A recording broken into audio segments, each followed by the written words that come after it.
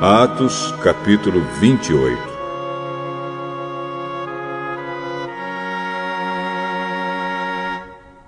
Quando já estávamos em terra, sãos e salvos, soubemos que a ilha se chamava Malta. Os moradores dali nos trataram com muita bondade. Como estava chovendo e fazia frio, acenderam uma grande fogueira. Paulo juntou um feixe de gravetos e o estava jogando no fogo quando uma cobra, fugindo do calor, agarrou-se na mão dele. Os moradores da ilha viram a cobra pendurada na mão de Paulo e comentaram: "Este homem deve ser um assassino." Pois ele escapou do mar, mas mesmo assim a justiça divina não vai deixá-lo viver. Mas Paulo sacudiu a cobra para dentro do fogo e não sentiu nada. Eles pensavam que ele ia ficar inchado ou que ia cair morto de repente. Porém, depois de esperar bastante tempo, vendo que não acontecia nada, mudaram de ideia e começaram a dizer que ele era um deus. Perto daquele lugar havia algumas terras que pertenciam a Públio, o chefe daquela ilha. Ele nos recebeu muito bem e durante 3 dias nós fomos seus hóspedes.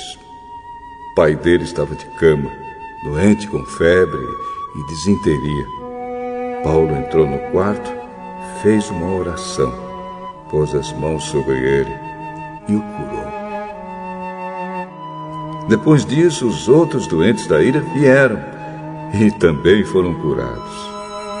Eles mostraram muito respeito por nós. E, quando embarcamos, puseram no navio tudo o que precisávamos para a viagem.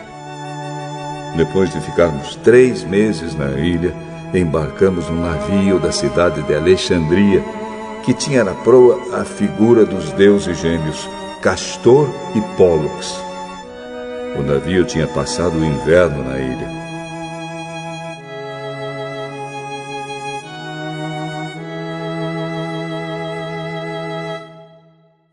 Nós chegamos à cidade de Siracusa, onde ficamos 3 dias.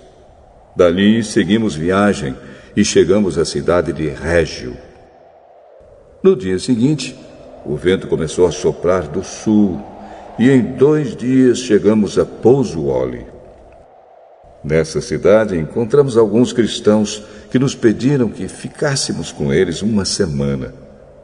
E assim chegamos a Roma. Os irmãos de Roma tinham recebido a notícia da nossa chegada e foram se encontrar conosco nos povoados de Praça de Ápio e de 3 Vendas. Ao ver esses irmãos, Paulo agradeceu a Deus e se animou. Quando entramos em Roma, Paulo recebeu permissão para morar por sua conta, guardado por um soldado. 3 dias depois, Paulo convidou os líderes dos judeus de Roma para se encontrarem com ele. Quando estavam reunidos, ele disse: "Meus irmãos, eu não fiz nada contra o nosso povo, nem contra os costumes que recebemos dos nossos antepassados.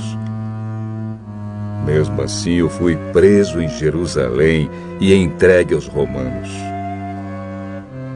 Eles me interrogaram e queriam me soltar, pois não acharam nenhum motivo para me condenar à morte.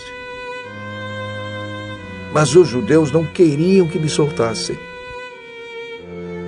Por isso fui obrigado a pedir para ser julgado pelo imperador, embora eu não tenha nenhuma acusação para fazer contra o meu próprio povo. Foi por esse motivo que pedi para ver vocês e conversarmos. Estou preso com estas correntes de ferro por causa daquele que o povo de Israel espera." Então eles disseram: "Nós não recebemos nenhuma carta da Judéia a seu respeito. Também nenhum dos nossos irmãos veio de lá com qualquer notícia ou para falar mal de você.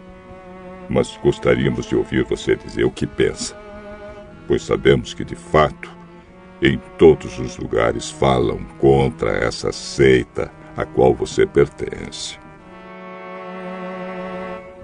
Então marcaram um dia com Paulo. Nesse dia, muitos deles foram ao lugar onde Paulo estava. Desde a manhã até a noite, Paulo anunciou a eles e explicou a mensagem sobre o reino de Deus. E, por meio da lei de Moisés e dos livros dos profetas, procurou convencê-los a respeito de Jesus. Alguns aceitaram as suas palavras, mas outros não creram. Então, todos foram embora, conversando entre si. Mas antes que saíssem, Paulo ainda disse mais uma coisa. O Espírito Santo tinha razão quando falou por meio do profeta Isaías aos antepassados de vocês. Pois ele disse a Isaías: Vá e diga a essa gente: vocês ouvirão, mas não entenderão. Olharão, mas não enxergarão nada, pois a mente deste povo está fechada. Eles taparam os ouvidos e fecharam os olhos. Se eles não tivessem feito isso, os seus olhos poderiam ver e os seus ouvidos poderiam ouvir. A sua mente poderia entender e eles voltariam para mim e eu os curaria, disse Deus.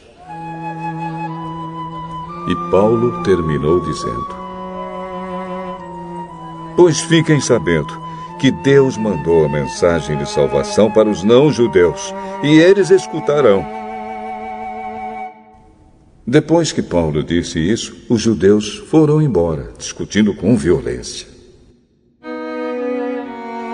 Durante 2 anos, Paulo morou ali, numa casa alugada, e recebia todos os que iam vê-lo.